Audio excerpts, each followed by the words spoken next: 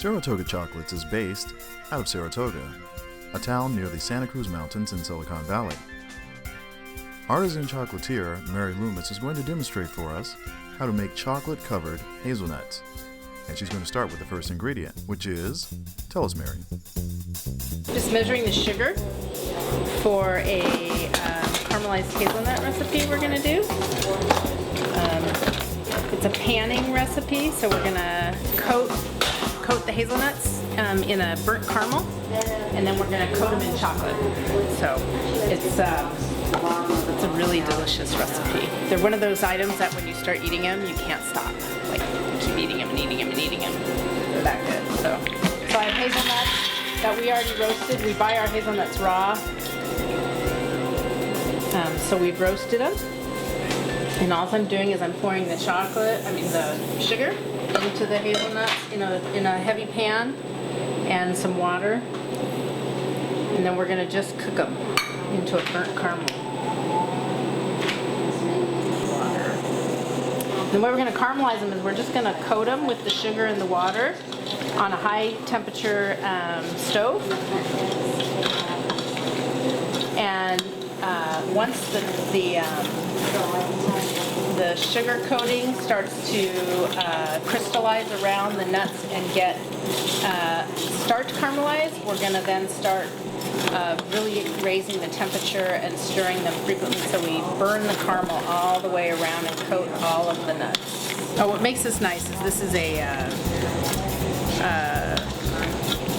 faster recipe. A lot of coating recipes have you make the caramel and then put the nuts in, and it doesn't get the same result. So I found this to be a nice nifty trick on how to coat nuts with a quick caramel. It is a more burnt caramel though, so which I think adds great flavor when matched with a good dark chocolate. So to me it's one of the best.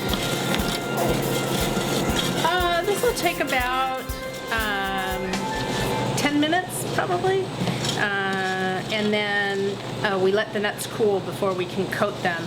This is a panning process, so you have to pan the nuts so that each nut is individually coated with chocolate.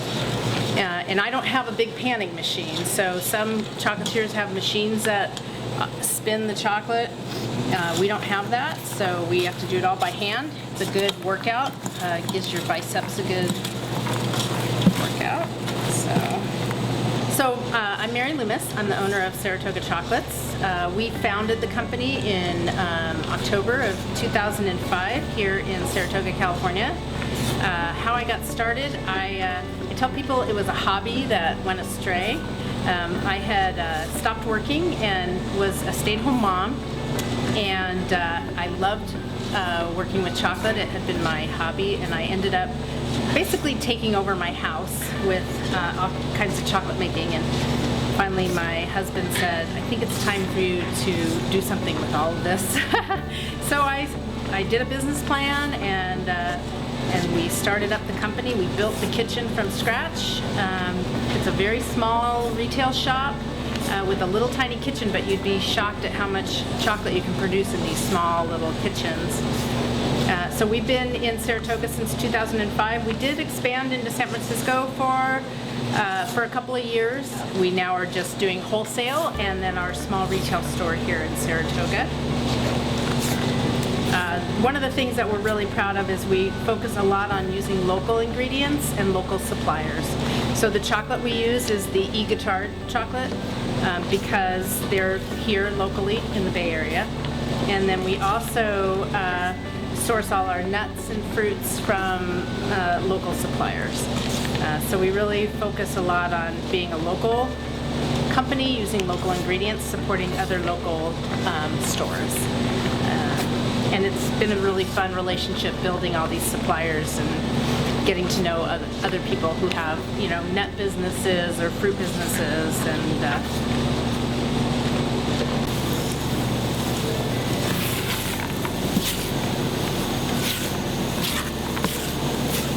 so the sugar's starting to crystallize. which a lot of people go, ooh, you don't want crystallized sugar, but for this recipe you actually want the sugar to crystallize around the nuts, because then you can start to get the caramel to burn around the nuts and get the result we're looking for, which is a very crunchy nut that has this lovely burnt caramel around it. So as you can see, like, it's all of a sudden getting crystallized and looking almost dry.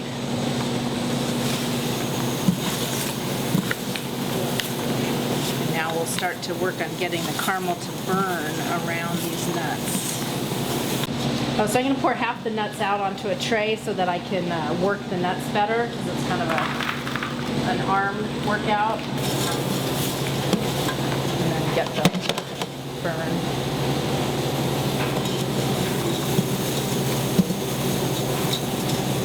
Alright, see how this is burning the caramel around the nuts?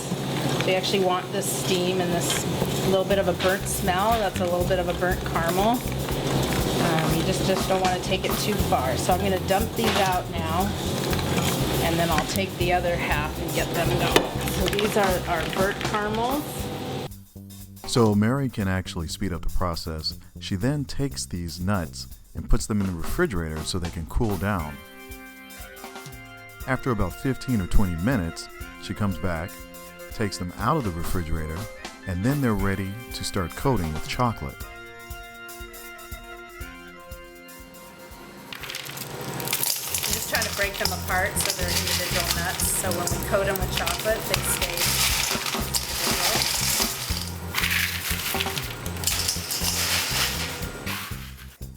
So now the nuts are separated in the bowl, and Mary's going to put 3 different layers of chocolate on them. So she's going to put 1 layer of chocolate, then shake it up, then another layer of chocolate, and shake it up, and so on. So this chocolate is tempered chocolate, so we already tempered it in our tempering machine. So what a panning machine does is it spins around and it coats the nuts. So we're just simulating what a panning machine would do, so it's just hand panning. So that your nuts, you don't want the nuts to stick together, you want them to be all individual, so you have to keep them moving while the chocolate sets.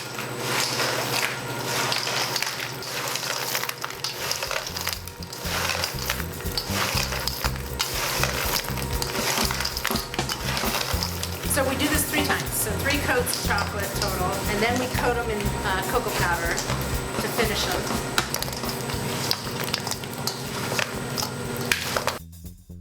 So it might seem like a lot, but this is only the 2nd layer of chocolate that Mary is pouring on these nuts. Again, so this is our 2nd coating, 2nd round of coating.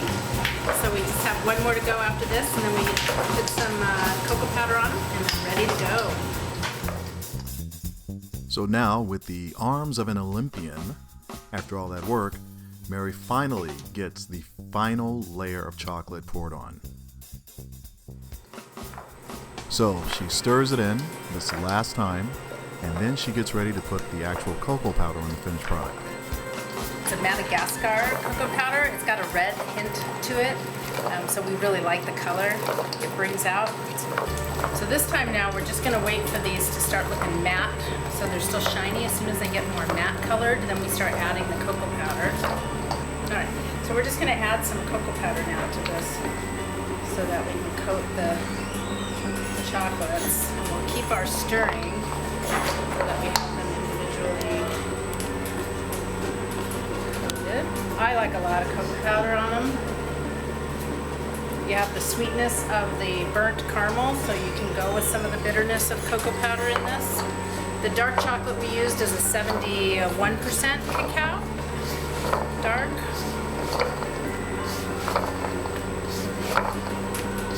Alright, so